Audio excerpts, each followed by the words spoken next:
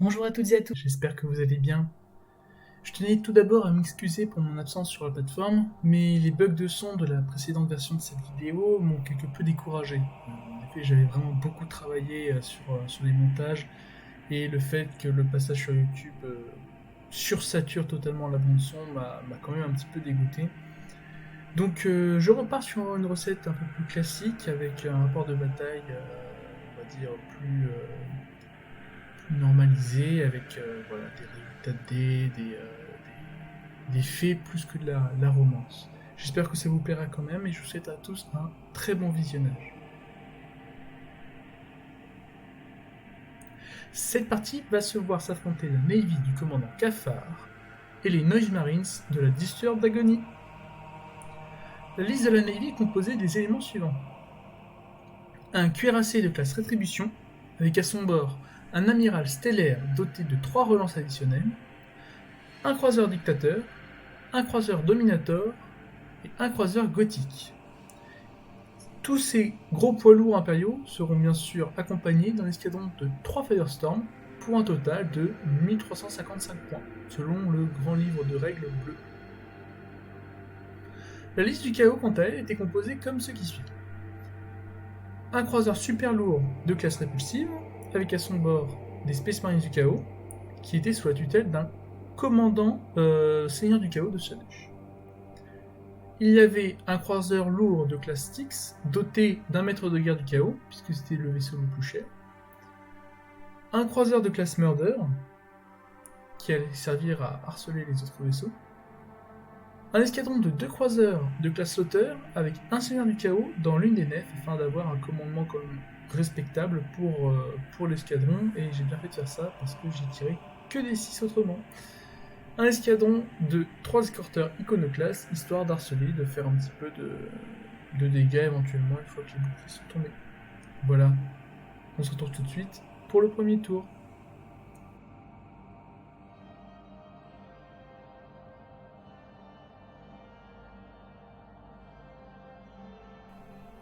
Alors, le premier tour est assez timide pour la Navy, avec la courte portée de leurs armes et la grande distance qui nous sépare. Il va être un petit peu loin pour faire quoi que ce soit. Le canon Nova dévie lamentablement, va juste faire un pur impact dans le vide et bien chatouiller un bouclier de Slaughter, mais aucun dégât vraiment notable.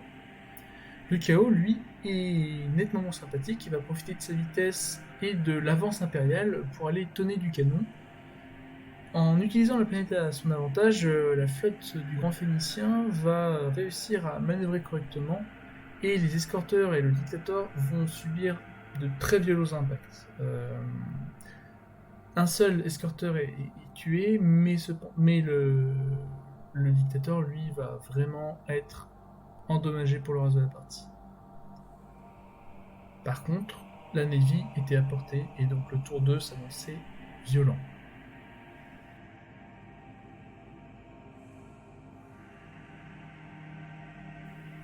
Les iconoclastes se font quasiment laver de la table, il ne reste plus qu'un seul petit survivant malgré la difficulté que pouvait avoir la Navy pour les toucher. Et le Murder doit se mettre en alerte impact pour survivre. Il va réussir un très grand nombre de jets, mais ça l'emmène quand même à 5 points de vie, ce qui est vraiment pas loin d'être désemparé. De l'autre côté, les salles de tir sont totalement inexistantes, le dictateur étant vraiment trop endommagé pour faire quoi que ce soit, et le gothique étant avec un angle, je dirais, audacieux, hein, ne permettant pas du tout d'exploiter ses lances de tourelle, ce qui fait que pour le moment, à la phase de tir, le flanc droit est totalement intact du côté KO. Les choses, par contre, tournent très rapidement au vinaigre quand les torpilles du gothique viennent frapper le répulsif. J'ai pas été très malin, j'ai pas donné d'alerte impact, me disant que les tourelles allaient suffire pour vraiment, comment dire, affaiblir la salve. Mais je prends 3 PV sur cette action. J'ai un incendie que j'arrive à éteindre à la fin, mais j'ai quand même eu peur sur le coup. Et de l'autre côté, par contre, le Murder, lui, il survit. Il n'a rien eu du tout, toutes les torpilles sont passées au travers.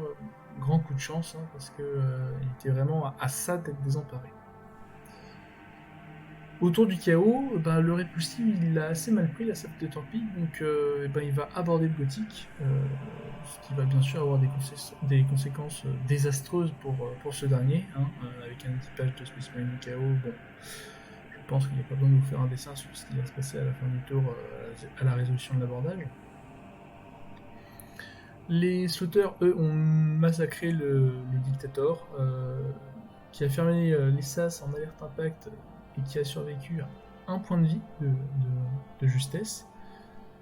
Le Styx, lui, a libéré une petite escadrille pour finir le Dictator justement au prochain tour, au cas où. Et le Murder, lui, il avait pour but de ralentir tout le flanc en mettant des pions d'alerte impact, en cassant les boucliers de tout le monde et les pieds au passage de tout le monde. Ce qui, au final, s'est avéré payant. Et l'iconoclaste survivant, lui, s'est dit qu'il allait faire comme le répulsif et a abordé les Firestorm qui restaient. Ça n'a pas très bien marché.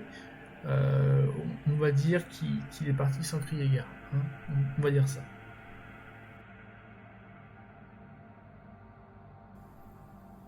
En effet, la tactique du Murder s'est avérée très payante, puisqu'au troisième tour impérial, les vaisseaux n'avaient quasiment pas d'arc de tir sur lui. Il a donc pu s'en sortir sans alerte impact. Miracle. Il n'a pas perdu son dernier PV. Il est parti tranquillement au début de son tour. Là. Il s'est désengagé. Et malgré les nombreux pions impact qui parsemaient la zone, il est parti sans crier gare. Un petit double 1 et j'ai économisé plein de points grâce à ça. Par contre, le Dominator a fait mouche avec le canon Nova et a fait un joli 5 sur le score final, ce qui fait que le Styx est passé à 1 PV d'être désemparé. Voilà, c'est vraiment pas passé loin. Ça a fait super mal. Ça a failli complètement renverser la game. Bon, le Dominator est mort, purement et simplement. Les Slaughters l'ont achevé. Et on a commencé à faire un petit balai autour de la planète au milieu de la table. Un balai que la flotte du chaos allait sûrement remporter compte tenu de la vitesse des nefs par rapport aux lourds vaisseaux impériaux.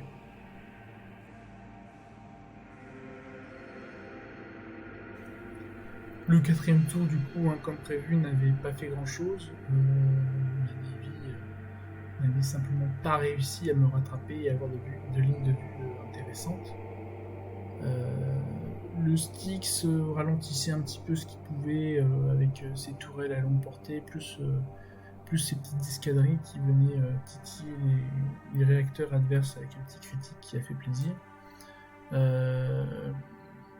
Voilà, le tour 4 a été un petit peu vide. Le tour 5 s'est montré vachement moins vide puisque les Slaughters sont sortis de l'ombre de la planète avec leur verrouillage et ont absolument one-shot le Rétribution. Alors, heureusement que j'ai lancé l'ordre parce que j'avais 2 touches sur les premiers jets, puis ensuite ce qui s'est passé. J'ai fait 5 critiques, ça a beaucoup aidé aussi. J'ai fait 2-11, ça m'a permis d'avoir 2d3 dégâts supplémentaires. J'ai fait un incendie, j'ai fait des réacteurs et j'ai fait une salle des machines. Donc voilà, j'ai vraiment eu de la chance sur ces dés-là, mais toujours est-il que les Slaughters ont fait un travail absolument colossal cette partie-là. Comme à chaque fois que je les joue, c'est vraiment mon unité préférée, un petit duo de Slaughters. Et le Dominator, lui, pendant le reste de la partie, il va essayer de se barrer, il va faire des désengagements qu'il va rater. Parce qu'il a eu une plateforme qui est partie, donc il n'avait plus assez de commandement. Donc il courait vers le. Enfin, il volait vers le centre de la table le plus proche pour essayer de s'en aller. Mais il a été rattrapé, il a été totalement annihilé par le répulsif qui l'a encore une fois atomisé. Voilà. Bon, le score final, vous vous en doutez, il est grandement en faveur du chaos. Le chaos gagne en effet avec un total de 1355 points puisque j'ai table rase adversaire et 107 points si je sais à peu près compter pour la Navy. 17 points pour le Murder désengagé parce que c'est 10% du prix et mes 90 points avec mes 3 iconoclastes. Voilà, j'espère que ça vous aura plu. C'était vraiment un mini rapport de bataille sans prise de tête avec vraiment ce qui s'est passé. Euh, c'est pas aussi romancé, il n'y aura pas autant d'effets spéciaux que les précédents, mais bon, là, avec le micro et le passage qui sature tous les sons, voilà, j'ai pas envie de me recasser le nez. Allez, j'espère que ça vous plaira quand même et je vous dis à très bientôt. Salut!